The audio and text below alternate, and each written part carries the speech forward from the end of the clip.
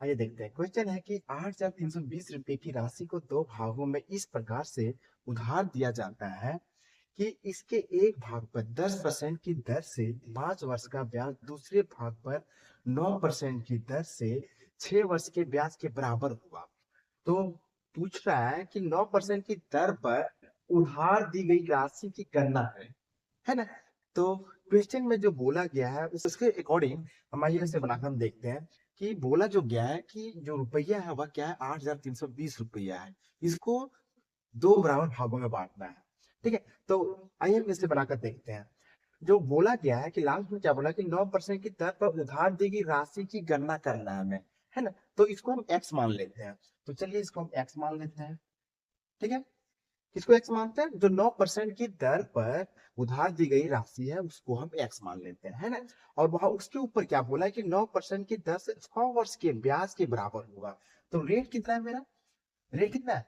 9% है ना। कितने वर्ष के लिए? 6 वर्ष के लिए। तो इसे हम 6 वर्ष लिख देते हैं बटा 100 लिख देते हैं। और बराबर है, किसके बराबर है? जो कि 8,320 रुपया जो है उसको दो भागों में बांटा गया है। और एक भाग पर 10% की दर से 5 वर्ष का ब्याज दूसरे भाग के बराबर है, जो कि दूसरा भाग ये है। तो देखिए लिख देते हैं उसको, क्या लिख देते हैं? तो जो राशि होगा 8,320 रुपया में हम एक्स रुपया को अगर घटा दें तो मेरा क्या हो जाएगा? तो दूसरा भाग हो जाएगा गुना, क्या हो जाएगा आपका? 10% था। रेट रेट कितना? 10% है। कितने साल के लिए? 5 साल के लिए, बटाया 100 लिख देते हैं। 100 से एक शून्य कट गया, है ना।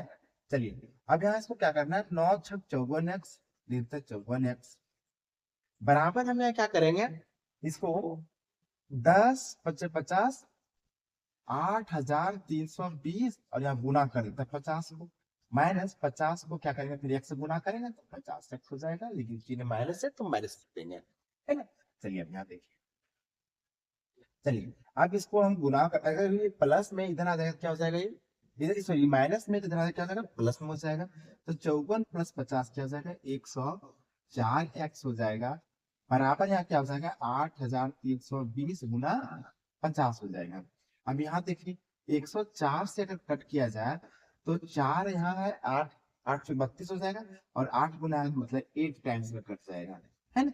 तो x बराबर लिखेंगे 8 × 50, मतलब 8×5 = 40 और एक जीरो 400। और एक यहाँ जीरो होगा तो 80 होगा, तो यहाँ हो जाएगा आपका 4,000, जो कि आपका ऑप्शन नंबर क्या हो जाएगा? डी हो जाएगा।